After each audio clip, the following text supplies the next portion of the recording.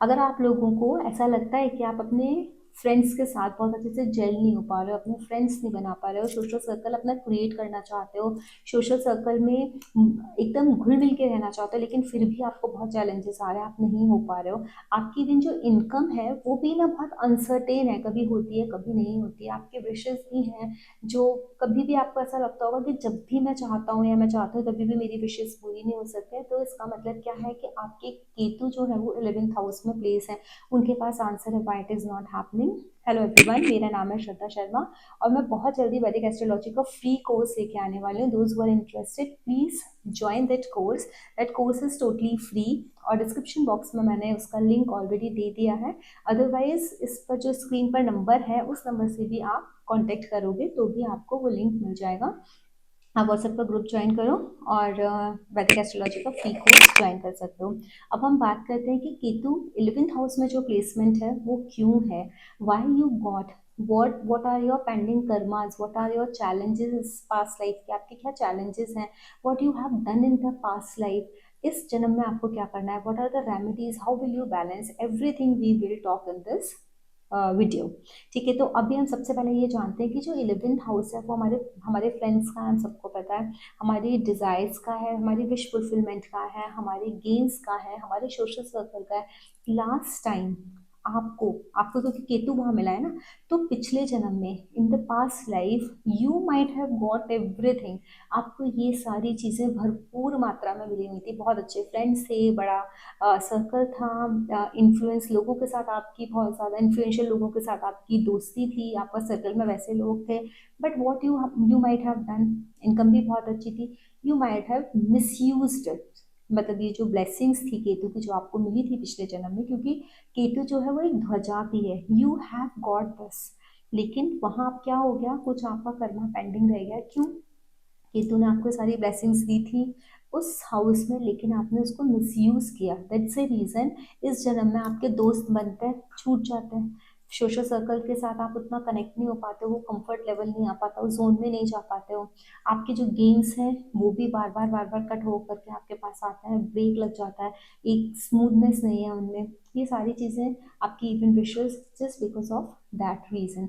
करना क्या है, केतु 11th हाउस में थे, उन्होंने आपको सोशल पावर दी थी, आपको एक इन्फ्लुएंशियल पर्सनालिटी बनाया था, आपके हाथ में वो पावर थी, आपका बहुत बड़ा नेटवर्क था, पावरफुल लोगों के साथ नेटवर्क था, बट आपने उसको मिसयूज कर लिया। अभी इस जन्म में आपको क्या करना है, you are suppose to help those people.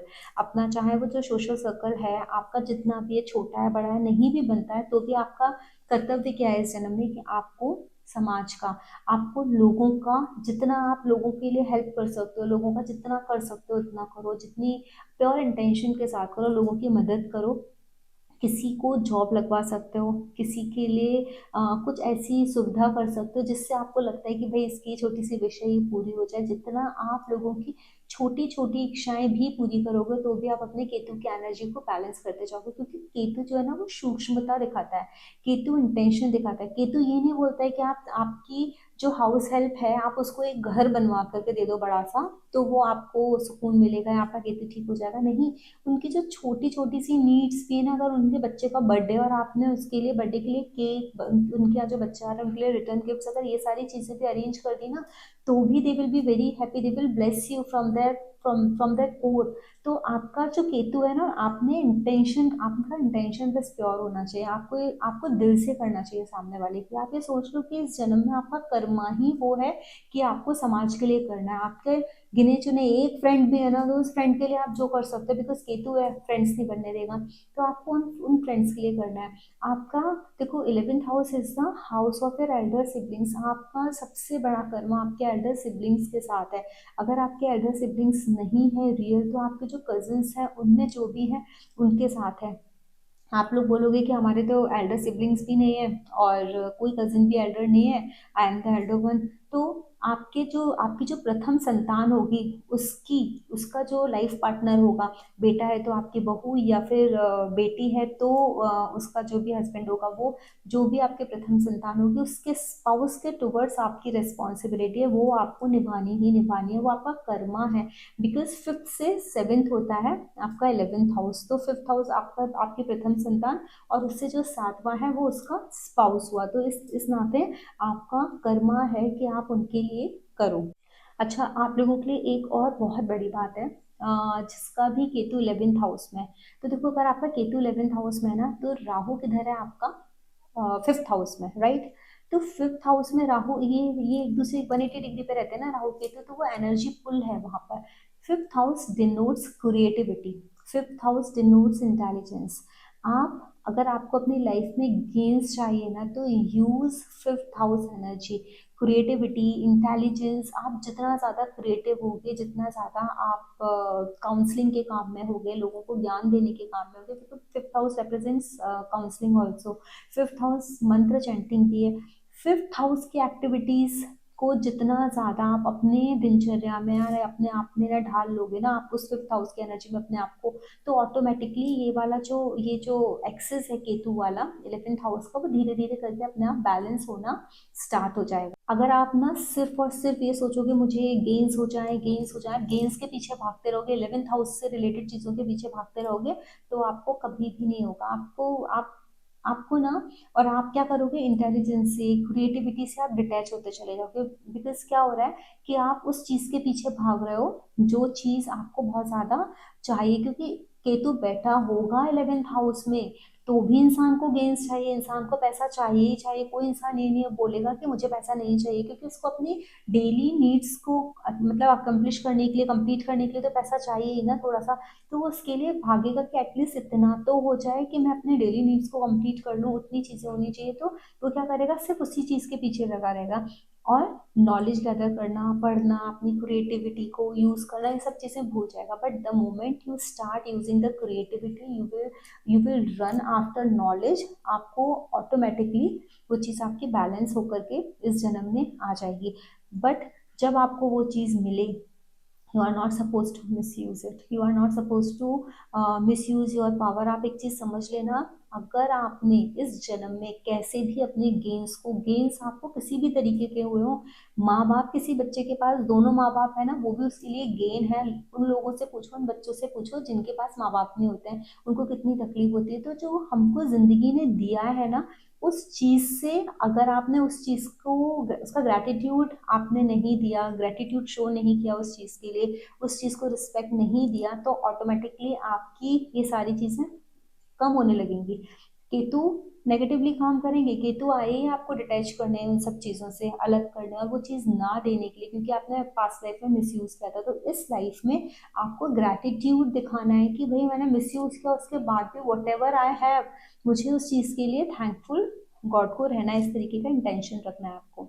अब इसके लिए रेमेडी क्या करनी है आपको, एक जो कॉमन रेमेडीज है जो मैं बता देती हूँ 11th हाउस केतु के लिए है। मेडिटेशन केतु की महादशा में करते हैं, और वो अच्छा है। What is the logic behind it? तो क्यों एकदम डायरेक्टली बोलते हैं ना, केतु या मेडिटेशन करो, meditation is the best remedy. What is the logic that I have already discuss in the Ketu in 10th house video, तो यहाँ पे मैं दोबारा डिस्कस नहीं कर रही हूँ, बट मैं बता रही हूँ उसकी रेमेडी, बेस्ट रेमेडी है। आप ये करो, मेडिटेशन करो। सेकेंड रेमेडी आपकी है कि जब भी आप मेडिटेशन करोगे, आप विष्णु भगवान के ऊपर कॉन्सेंट्रेट करो, भगवान विष्णु को मेडिटेट करो। दूसरा कैसा है कि बर्ड्स जो होती हैं वो भी केतु को रिप्रेजेंट करते हैं, आपको चिड़ियों को दाना डालना आपके लिए बहुत अच्छा रहेगा। अंडर प्रिविलेज लोगों के लिए आप करो विदाउट थिंकिंग कि आपको कुछ रिटर्न में मिलेगा, ईश्वर से, प्रकृति से, या किसी से भी आपको कुछ रिटर्न मिलेगा, वो मत सोचो, बट आप उनके लिए you keep on doing for them. हाँ, और एक बहुत अच्छी रेमेडी है, याद नहीं आ रही मुझे। एक और रेमेडी है जब 11th हाउस में, हाँ 11th हाउस में जब हमारा केतु होता है, तो वो रेमेडी है कि अगर आपने किसी इंसान को भी अपना दोस्त बोल दिया है ना, गलती से भी बोल दिया है, सामने वाले को जता दिया है कि यार यू आर माई फ्रेंड, आपका सोच लो उसके साथ बहुत बड़ा कर्मा अटैच हो गया। अगर आपने बोल दिया कि तू तो मेरे बड़े भाई की तरह है, बड़ी बहन की तरह, you are my sister, you are like my didi, तो आपका कर्मा उनसे अटैच हो गया अगर 11th हाउस में केतु है, तो you have to be very very mindful when you are calling someone didi और बड़े भैया बोल रहे हो, तो आपका कर्मा अटैच है, you have to do it. या आप अपने किसी को फ्रेंड बोल रहे हो, उसके साथ भी आपका कर्मा अटैच हो गया। अब आपको किस तरीके से कर्मास करने हैं अपने फ्रेंड्स के साथ आपको पता ही है, अपने भाई बहनों के साथ या फिर जिसको आप अपना दीदी और भाई बोल रहे हो, किस तरीके के कर्मास करने हैं, किस इंटेंशन के साथ करने हैं।